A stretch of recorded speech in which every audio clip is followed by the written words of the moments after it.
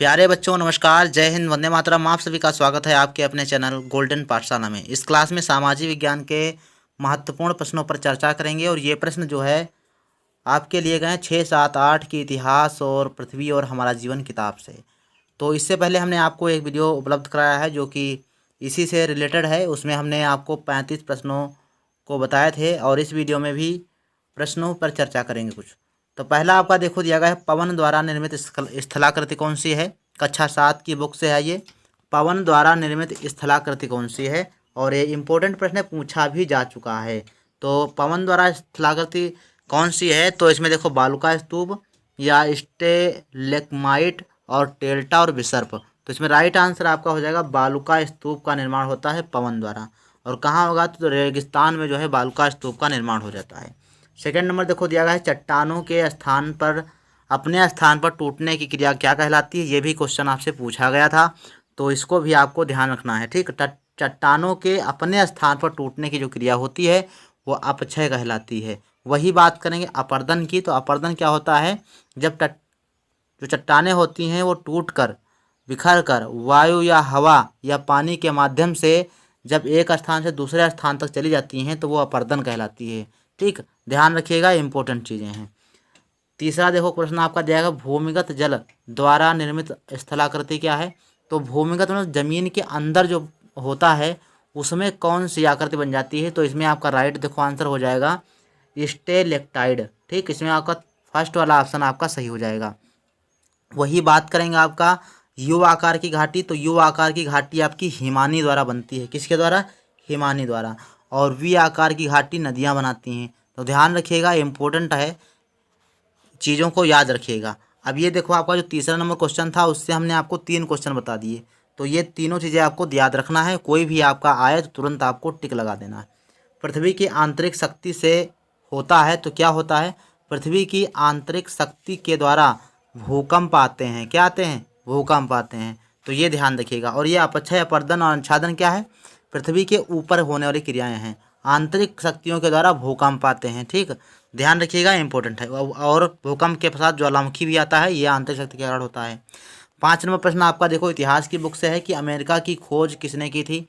तो अमेरिका की खोज किसने की थी, तो कोलंबस ने की थी। और भारत की खोज की बात करें तो वास्को डी गामा ने की थी। ध्यान रखिएगा, इंपॉर्टेंट चीज़ें हैं। और Stephen Hawkins, Sir Thomas Roe, ये आप लोग जानते ही हो। सर टॉमस रो पहली बार जो है कहाँ आया था, जहांगीर के दरबार में आया था।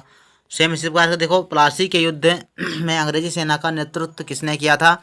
तो प्लासी के युद्ध में अंग्रेजी सेना का नेतृत्व क्लाइव ने किया था। किसने किया था, क्लाइव ने किया था अंग्रेजी सेना का नेतृत्व। 7 नंबर प्रश्न दिया गया, मुर्शिदाबाद से मुंगेर अपनी राजधानी स्थानांतरित करने वाला बंगाल का नवाब कौन था। तो ये प्रश्न भी आपका पूछा गया है, इम्पोर्टेंट है। तो ध्यान रखिएगा, इसकी बात करें तो ये आपका मीर कासिम था। गा वाला आपका राइट आंसर हो जाएगा। मुर्शिदाबाद से मुंगेर स्थानांतरित करने वाला नवाब था मीर कासिम। अगला प्रश्न आपका देखोगा, हल्दी घाटी का युद्ध हुआ था। तो हल्दी घाटी का युद्ध भी इम्पोर्टेंट है। और कक्षा 7 की जो आपकी हिस्ट्री है वो आपकी बहुत इम्पोर्टेंट है, वहाँ से भी प्रश्न पूछे जाते हैं। 8 नंबर प्रश्न देखो दिया गया है कि इसमें ऑप्शन है 8 नंबर क्वेश्चन के लिए, चांद बीबी मुगलों के बीच, शेर शाह सूरी हुमायूं के बीच, मुगलों और अफगानों के बीच, और अकबर और राणा सांगा के बीच। तो इसमें आपका चौथा ऑप्शन सही हो जाएगा, अकबर और राणा सांगा के बीच में हल्दी घाटी का युद्ध हुआ था। 9 नंबर क्वेश्चन देखो, फतेहपुर सीकरी का निर्माण किसने कराया था। तो फतेहपुर सीकरी का निर्माण अकबर ने करवाया था। इंपॉर्टेंट चीज़ है, पूछी जाती है। ठीक है, बुलंद दरवाज़ा कहाँ है, सभी लोग कमेंट बॉक्स में लिखिएगा। 10 नंबर क्वेश्चन देखो दिया गया है कि दक्षिण पश्चिमी मानसून के समय नमी युक्त हवाएं कहाँ बहती हैं। तो कहाँ पर बहती हैं, ऑप्शन आपके पास है, स्थल से समुद्र की ओर, समुद्र से स्थल की ओर, पठार से मैदान की ओर। तो ध्यान रखिएगा, देखो लिखा है कि दक्षिण पश्चिमी मानसून के समय नमी युक्त हवाएं समुद्र से स्थल की ओर बहती हैं। बा वाला ऑप्शन आपका राइट हो जाएगा।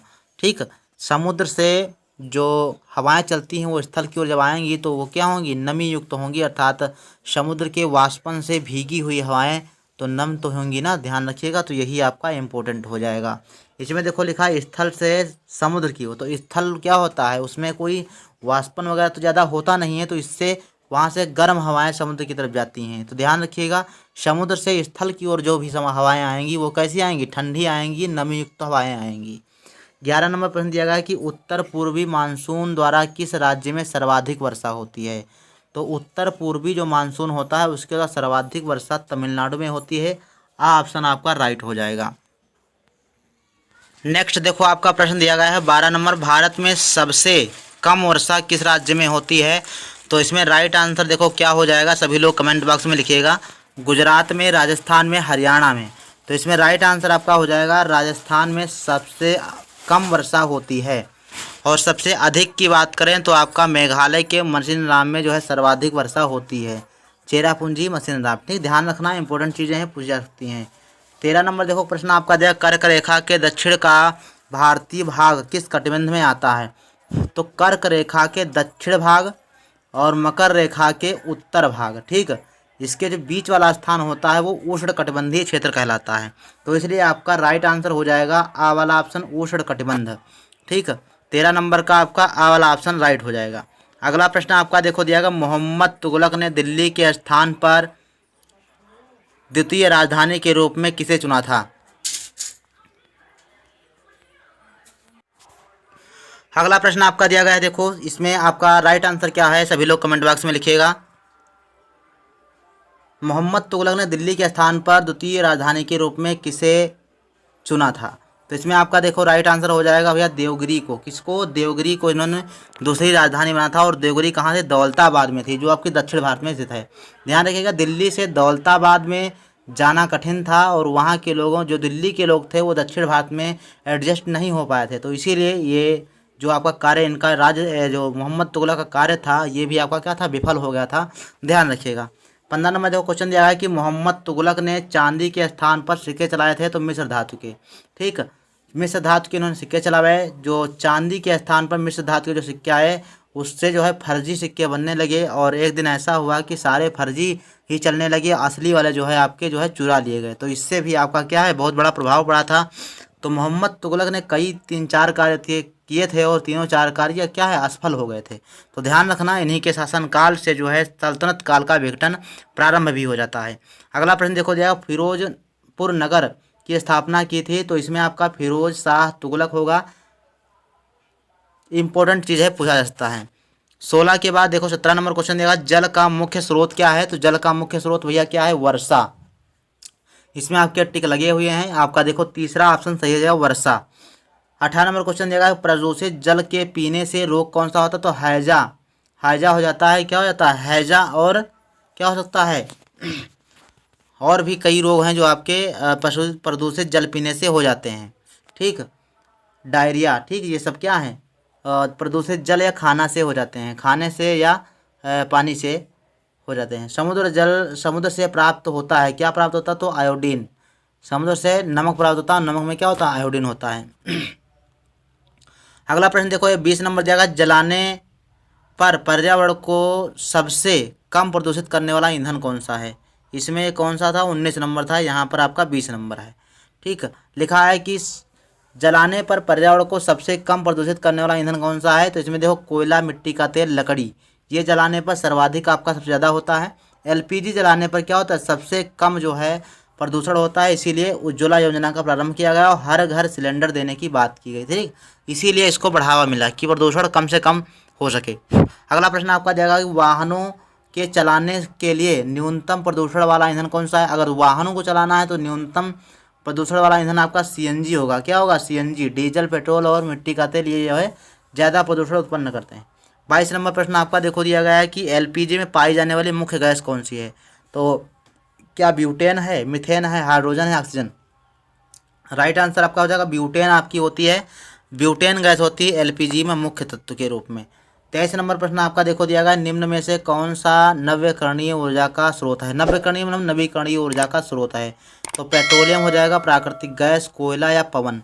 तो इसमें राइट आंसर आपका हो जाएगा पवन जो है आपका नवीकरणीय अर्थात नवीकरणीय ऊर्जा का स्रोत है। बाकी आपका पेट्रोलियम और कोयला, प्राकृतिक गैस ये अनवीकरणीय ऊर्जा के स्रोत होते हैं। इससे आपका ये क्वेश्चन तो जरूर बनेगा, पक्का कंफर्म है। तो ध्यान रखिएगा, ये प्रश्न आपको पढ़ के जाना है, इंपॉर्टेंट है। अगला प्रश्न देखो दिया गया, सतनामियों ने किसके समय में विद्रोह किया था। तो सतनामियों ने किसके समय में विद्रोह किया था? तो इसमें आपका राइट आंसर हो जाएगा औरंगजेब। तो दूसरा वाला ऑप्शन आपको काला कर देना है, भर देना है। क्या हो जाएगा? दूसरा ऑप्शन आपका राइट हो जाएगा। सतनामियों ने औरंगजेब के समय में विद्रोह किया था। 25 नंबर, महाराजा जसवंत सिंह का किस मुगल शासक से संबंध था? तो ध्यान रखिएगा, जो जसवंत सिंह थे ये औरंगजेब से संबंधित थे। और ये औरंगजेब के कौन थे? तो ये औरंगजेब के जो है मनसबदार हुआ करते थे। पहले पहले क्या थी? मनसबदारी प्रथा थी मुगलों के समय में। तो मनसबदार थे औरंगजेब के कौन? जसवंत सिंह। अगला प्रश्न आपका देखो दिया गया है 26 नंबर, जापान में चक्रवात को क्या कहा जाता है? तो जापान में चक्रवात को टाइफून कहते हैं। खा वाला ऑप्शन आपका राइट हो जाएगा। और बिली आपको ऑस्ट्रेलिया में कहा जाता है। बिली कहाँ कहते हैं? तो ऑस्ट्रेलिया में। और अमेरिका में आपका हरिकेन कहा जाता है। और हुदहुद जो है आपके भारत में आया हुआ है। ध्यान रखिएगा, इंपॉर्टेंट चीज़ें हैं, इससे आपका एक प्रश्न जरूर बनेगा। 27 नंबर क्वेश्चन देगा, राष्ट्रीय आपदा प्रबंधन प्राधिकरण का अध्यक्ष कौन होता है? तो राष्ट्रीय की बात करेगा तो प्रधानमंत्री होगा। अगर राजकीय आपदा प्रबंधन की बात करेगा तो मुख्यमंत्री होगा। ध्यान रखिएगा, दोनों बातें आपसे पूछी जा सकती हैं। राष्ट्रीय आपदा प्रबंधन का अध्यक्ष कौन होता है? तो प्रधानमंत्री। और राज्य स्तरीय जो होता है, और राजकीय जो आपदा प्रबंधन होता है उसका हो जाता है मुख्यमंत्री। 28 नंबर देखो दिया गया है, निम्नलिखित में प्राकृतिक आपदा नहीं है। बमों का विस्फोट, बमों का विस्फोट यही आपका राइट आंसर हो जाएगा।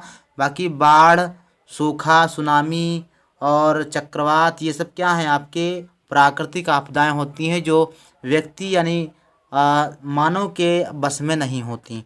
ठीक, लेकिन बमों का फोड़ना आपका प्राकृतिक होता है। अगला प्रश्न दिया गया है 29 नंबर, बुद्ध ने अपने जीवन की अंतिम वर्षा कहाँ पर बिताई थी?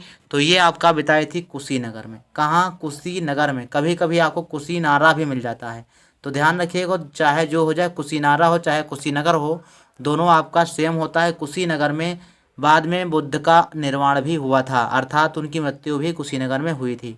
सारनाथ में उन्होंने पहला उपदेश दिया था। तो ये स्थान भी आपके लिए इम्पोर्टेंट है और प्रश्न भी आपके लिए इम्पोर्टेंट है।